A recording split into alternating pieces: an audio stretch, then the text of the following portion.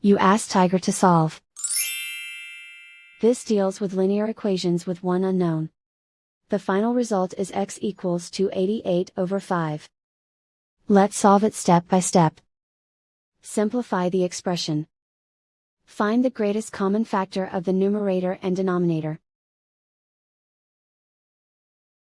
Factor out and cancel the greatest common factor. Swap sides. Isolate the x. Multiply both sides by 360. Group like terms. Multiply the coefficients. Simplify the fraction. Multiply the fractions. Simplify the arithmetic. And so the final result is x equals 288 over 5.